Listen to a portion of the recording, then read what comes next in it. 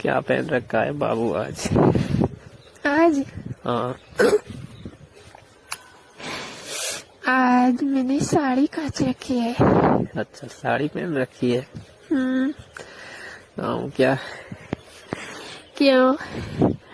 अच्छे लगते हो, जोरदार लगते हो।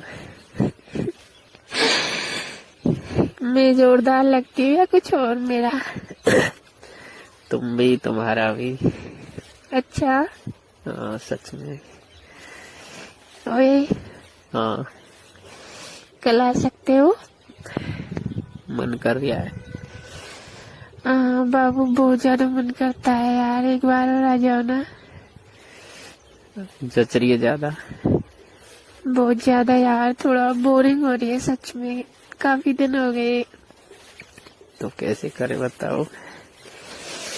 कल इधर का नहीं रहेगा तुम्हारा ऑर्डर? मेरा इसी एरिया में रहता है डिलीवरी का काम। तो कल आ सकते हो क्या? आ जाऊंगा, वैसे भी कोई शक नहीं करेगा मेरे ऊपर, तो डिलीवरी बॉय कोई। शक कोई नहीं करेगा, और हस्बैंड भी चले जाएंगे ड्यूटी पर, तो दिन में कोई नहीं रहेगा। अभी बच्चे भी नहीं हुए। बच्चे नहीं हुए तभी तो अभी सब कुछ अच्छा है, तभी तो अलग ही मजा आता है तुमसे प्यार करने में। अच्छा, बच्चे हो जाएंगे फिर मुझे छोड़ दोगे?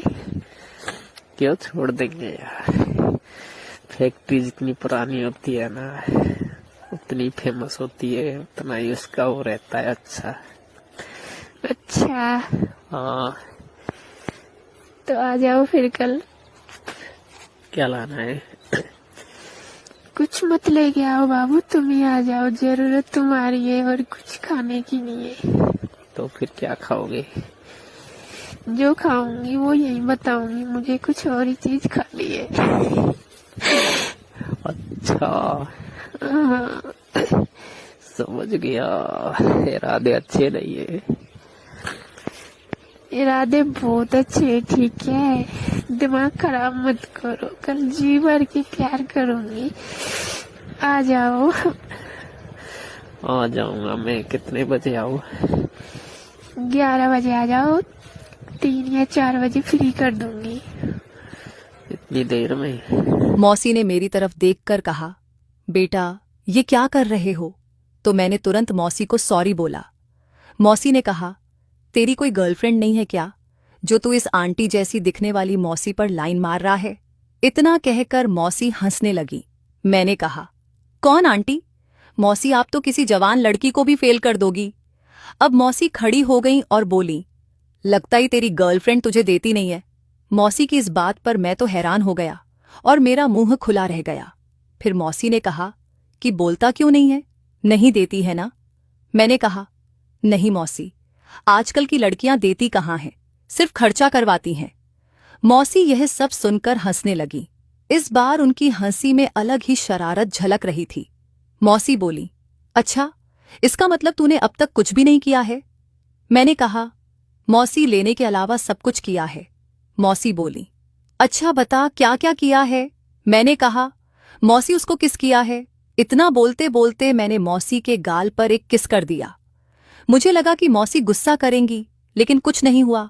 उन्होंने कहा कि अच्छा तो तूने गाल पर किस की है? मुझे लगा कि सिग्नल ग्रीन है, तो मैंने बिना कुछ बोले मौसी के होंठों पर अपने होंठ रखे और चूमने लगा। इस बार भी मौसी ने कुछ नहीं कहा। करीब 2 मिनट तक चूमने के बाद मैंने उनको छोड़ दिया और कहा, मौसी मैंने ऐसे भी किस किया था? मौसी कुछ नहीं बोली और कुछ पल चुपचाप खड़ी रही।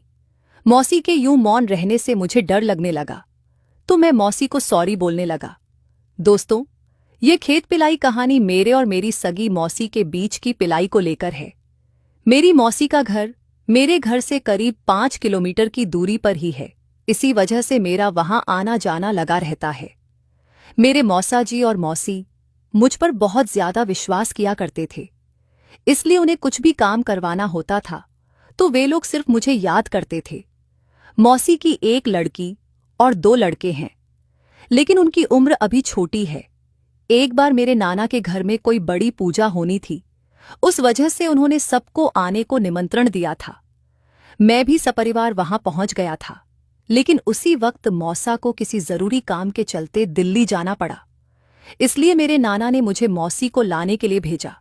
मैं अगले दिन तैयार होकर बस पकड़कर मौसी के यहां आ गया।